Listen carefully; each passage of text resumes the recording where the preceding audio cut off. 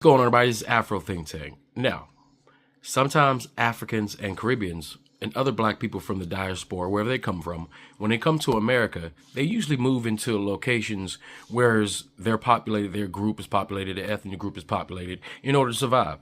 Same thing happens in Ghana. There's a large African American community in Ghana as they stick together so they can work with people that are familiar in order to operate in a foreign land. It happens everywhere. That's just how people move about. But when that happens, sometimes, especially in America's case, in New York, right, and various other places where people pool together from outside of America, and New York being one of the main places, a lot of these black people, right, who encounter American culture, they don't realize this is African American culture. Because who's teaching them? They don't realize that all of American culture is really just African American culture. So sometimes they may say, well, what is African American culture? What is...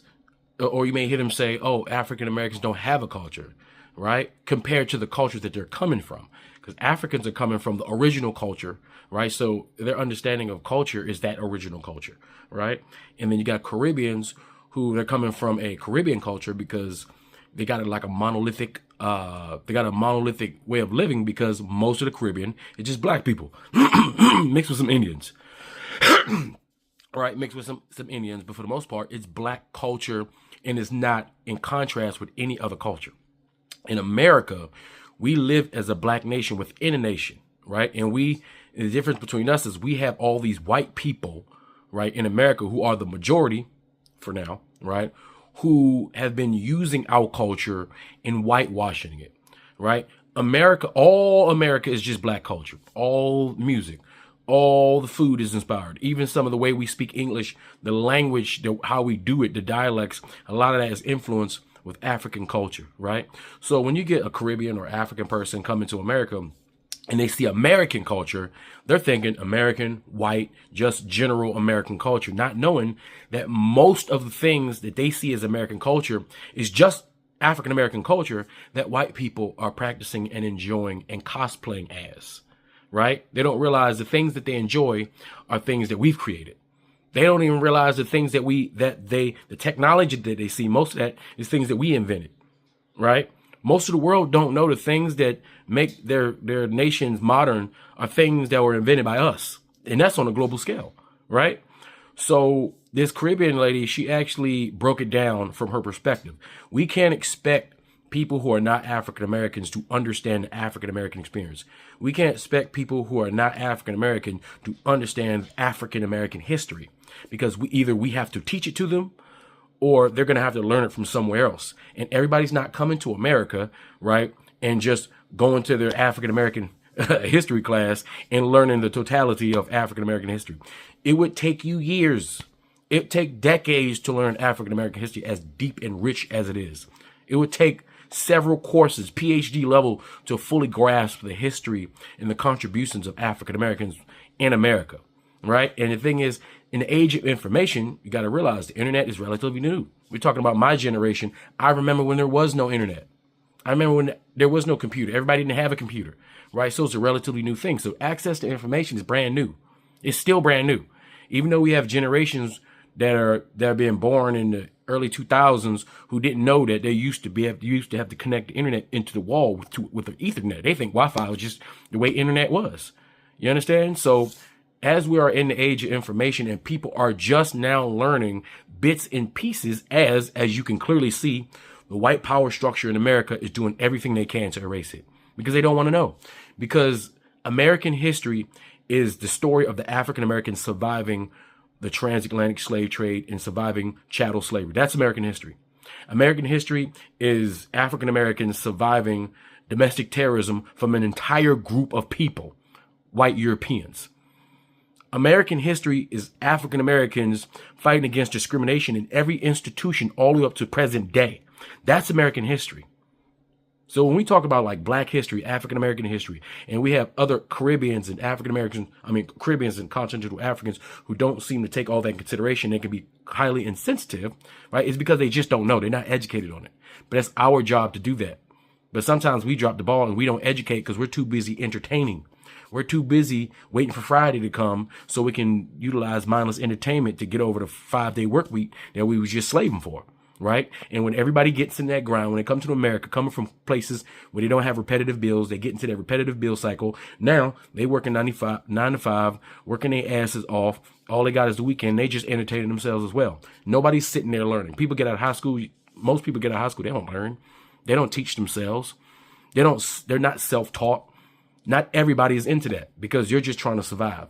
If you're on survival mode, you don't have the leisure time to sit there and try to study a whole group of people. You understand? Like for me, going to Nigeria, there's a lot of stuff about these cultures that belong to me, by the way, because no longer can you say we don't know where we come from. We don't know all that. That's all bullshit. We do. We know exactly. And if you really want to know, you can do research and find out. It's not that hard. We have access to who we are and what we were. We have access to our root, right?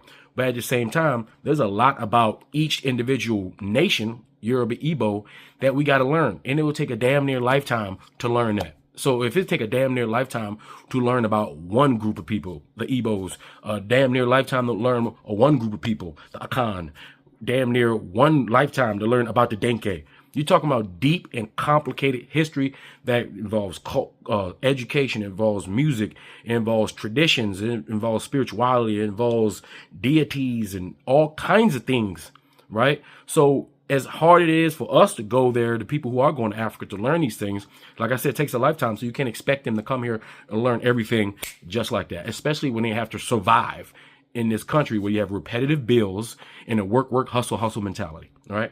So I think what we need to do is it's time for us to stop complaining about what they don't know. And it's time to move forward and teach them so they can know. It's time to stop getting offended when they say something from their perspective, because of lack of education, and take these moments and turn it into educational moments and turn them into moments to teach instead of always getting offended. We don't have time to continue to get offended. You can't get offended about, you don't know what you don't know. You do not know what you don't know. And it's not our fault we don't know. It's that European's fault that we don't know. And we always got to remember that. Who is the architect of our ignorance about each other? It's that European. Those are the ones you should be mad at. Be mad at them rich white people in suits who snatched it all away from us, who ripped us apart, who manipulated us. That's who we should be mad at, not each other for being ignorant. We don't know too much about them. They don't know too much about us. But it takes time. You're talking about they took 500 years to separate us. It's going to take us more than 60 years. It's going to take us more than 60 years to put the pieces back together, if you understand what I mean. But the only way we can put the pieces back together is if we take the time to learn and stop getting offended about every little thing every time. Because your emotions and you getting offended doesn't improve the situation. It doesn't make things better. It doesn't move the conversation forward. It's immature and useless and a waste of time. All right? We have to be better than that. We got to give each other grace. And we got to be empathetic towards the ignorance that we all collectively have about each other and realize it's not our fault, right? So you got to give people a pass when they say stuff that don't make sense. You got to give people a pass, sometime. Now, you do got to check individuals who are being nasty about it. You do got to check individuals who know better, but yet they don't do better. We do have to do that, but we got to keep that on an individual basis and not blanket each other every single time. Because when we blanket each other because of what one person say, we take steps backwards. We take step backwards. We supposed to be taking steps forward. All right. That's unity. Unity is not supposed to be easy. Unity is not going to be kumbaya and everybody hugging on each other and everybody assimilating to be the same thing. Unity means we can be individual, different ethnic groups. We can be proud of who we are as individuals, and we can talk about the things that we've done and accomplished as individual groups. But at the same time, we need to understand our brothers and sisters and their stories and their plight and what perspective they're coming from. And we need to use our brains and that black excellence that we have up in our heads so we can just, parse this piece together, parse this puzzle together, get the pieces and put them in the right place.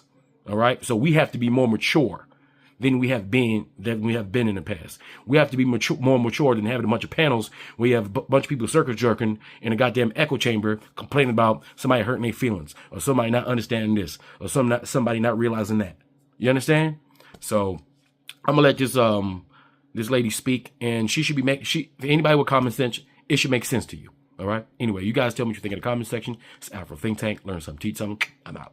I realized a lot of this are conversations or like debates will end if everybody just understands or like hear everybody's perspective on how immigrants live and how people that like Americans live in general. So I saw a video of a girl, I guess she was like Jamaican or whatever, and she was like how, oh, you know, she don't have nowhere to go for the Super Bowl, like to watch Super Bowl, because, you know, immigrants don't really like do watch parties. Like, I'm not gonna say, oh, I mean, some do, but it's not something that you see a lot of black immigrants do. So she was like, she has nowhere to go and she don't really have black American friends. So there's people in the comments like, oh, how you don't have black American friends? That's weird. So I was in the comments like, because I guess she commented or somebody else commented, was like, oh, you know, like a lot of black immigrants don't have black American friends because they submerge themselves or they put themselves in a city where they're mainly around immigrants, which is true. Like if you've been to New York City, especially Brooklyn, Queens, I feel like a lot of the people in those boroughs are just immigrants. Like I personally, especially growing up in Flatbush, I never met a black American until I went to high school and then met like 2 of them. But then I also feel like I never truly met a black American, especially from the South, until just recently. So it wasn't, I never had like a black American friend until just recently. And I used to be so like, I was culture shocked when I finally met them, because it was like, oh guys, that's so cool. And I like unlocking a new ethnicity. So when growing up, especially like I said, around black immigrants, you gotta remember, Brooklyn is literally a melting pot of multiple cultures. So you literally walk down the street, you're like in Haiti. Then the next street down, you're in Jamaica. The next street down, you're in Trinity. So growing up in being submerged around a lot of immigrants, things that I just thought was American culture, this is why I also feel like a lot of people think that black Americans don't have culture, is because they think of it just as American culture. Because like I said, a lot of black immigrants do not personally know an American to know that this is black American culture. So they will just look at it as American culture. Especially me, when I grew up, I thought all these things, like American things, were just American culture. Then when you get older, you see and you fully meet somebody within that culture, you see, okay, this is a black American thing. You feel me? So, and I tell people all the time, in order to like really fully understand and get over all these fucking arguments you're having, y'all need to see things from other people's perspective. Like, especially from black immigrants, especially if you literally submerge yourself around immigrants, like you're not gonna know other people's culture. You're not gonna know other people's cultures but your own and the ones that you're constantly around. So I find it very weird, because then somebody also replied to me saying, oh, but you look black American. I mean, I don't know how a black American looks, and I talk black American and I talk thing, but I'm like, I don't know how one look. I don't know how one looks this way. I mean, I wear black in almost all my videos. So yeah, but I feel like once everybody has that open understanding and, you know, start understanding a different perspective and how different everybody lives, a lot of these arguments will be done, honestly. Free Sudan! Boycott diamonds and gold! Free Sudan! Boycott diamonds and gold! We most definitely cannot forget about the people of Sudan! Thanks for watching Afro Think Tank. Don't forget to like, share, and subscribe. And follow me on Substack and Patreon for more content. Remember, it's Pan-Africanism or nothing.